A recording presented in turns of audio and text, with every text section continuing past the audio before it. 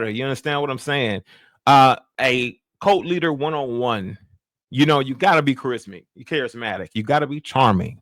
You got to be all these things in order to deceive the masses, right? Not only from away from the Most High, but also to garner on them for yourself, so they can worship you morely, right?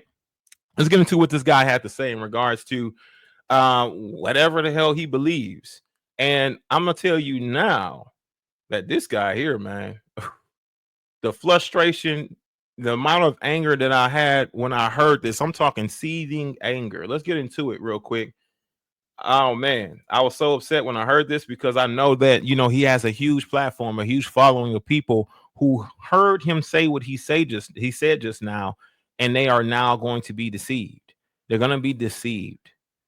And this is crazy because when people come in a light, right, in a falsehood, and pretending, though they come in as an angel of light, but truly they are a wolf in sheep's clothing.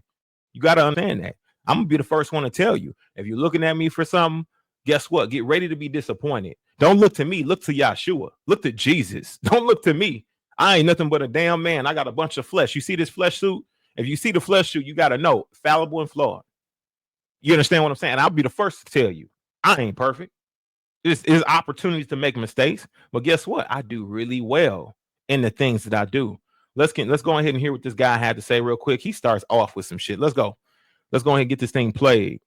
Some pastors are not going to like this, but the truth is the truth. There is no scripture that tells you Satan was or Lucifer was the angel of music or worship. That's a lie. Yeah. That's not even true. Right. It's not even biblical. I find that people love to preach the devil more than they love to preach Jesus. Church folk don't like this, and I've said this and I've gone viral with this thing I'm about to say. There is no verse in scripture that tells you to build a relationship with God. It doesn't exist. Nobody can build with God. But God says before you. Now, that's where I want to just stop this real quick.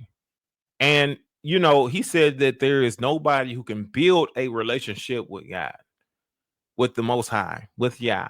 You can't build with him, right? Is what he's saying. There's nobody who can build a relationship with him when you have countless examples throughout the scriptures, right? And I'm going to talk on this briefly because we're going to get into the main topic. And I need a brief touch on this Lovy thing. Because you know what? Based on what I'm hearing here, he's, of course, deceiving and deceptive to the masses of people. You understand what I'm saying? This is a shit pot right here. This is a golden turd. You understand? Look at him. Look how he dresses. Look at how he presents himself. You understand what I'm saying? With many opportunities to deceive anybody because they're looking on the outward appearance. You understand what I'm saying? He's dressed nicely. Give him the credit where credit due. But he's deceiving you and deceptive in his speech. You don't have to build a relationship with God. You don't have to build a personal relationship because nobody can build.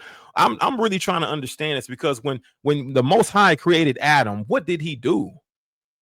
When he created Adam and formed Adam from this earth, he started to create around him too. And what did he ask Adam to do? To till the land, to take care of his creation, to name them, name everything one by one.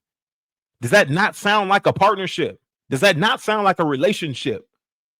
Does that not sound like a contractual agreement? Does that not sound like a personal relationship? Does it not sound like that?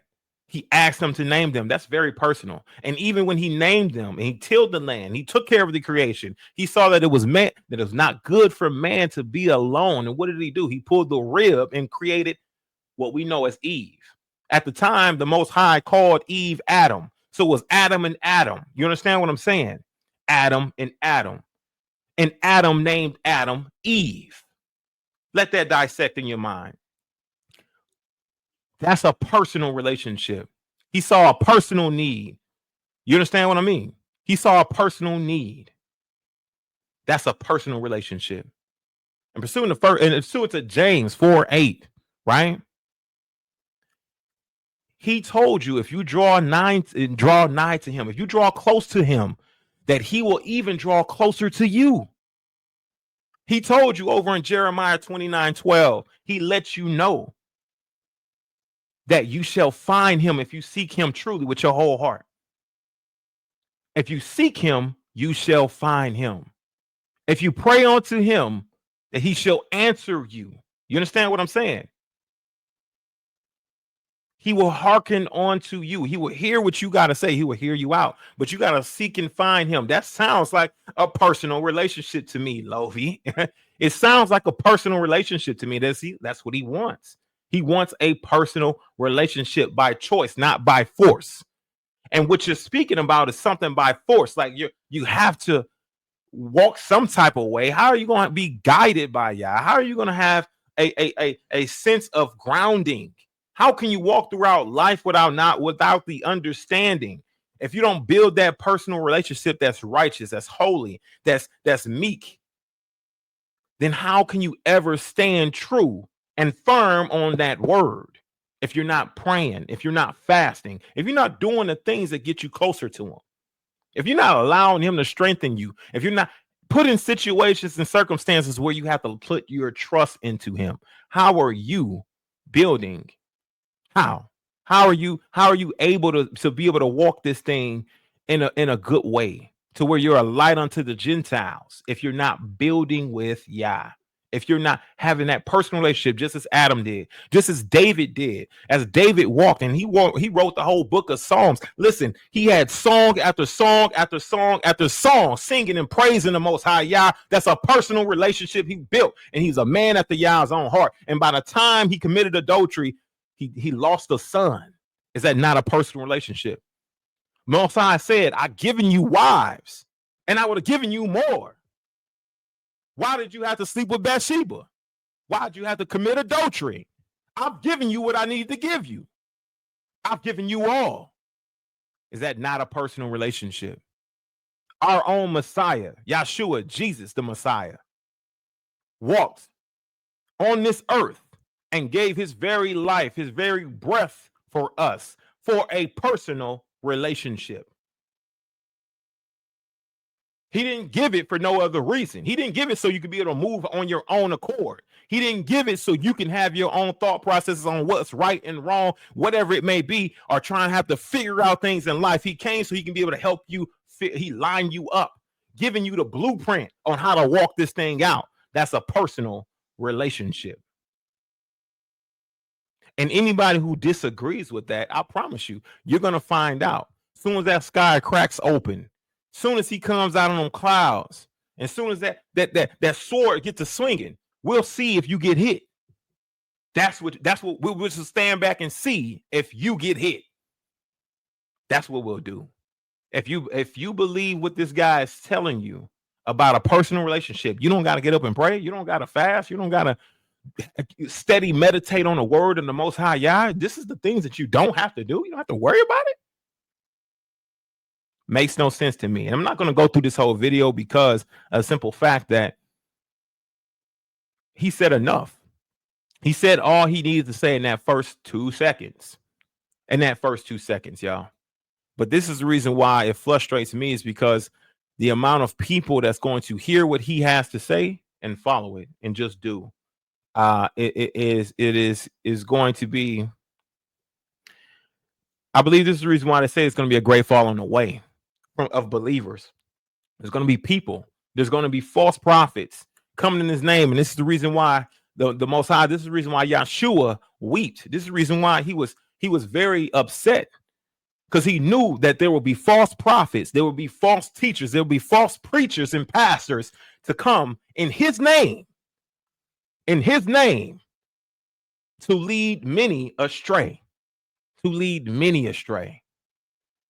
And it's all just a test from Yah. You understand what I'm saying?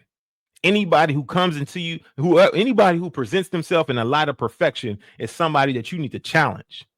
And I'm going to tell you this now.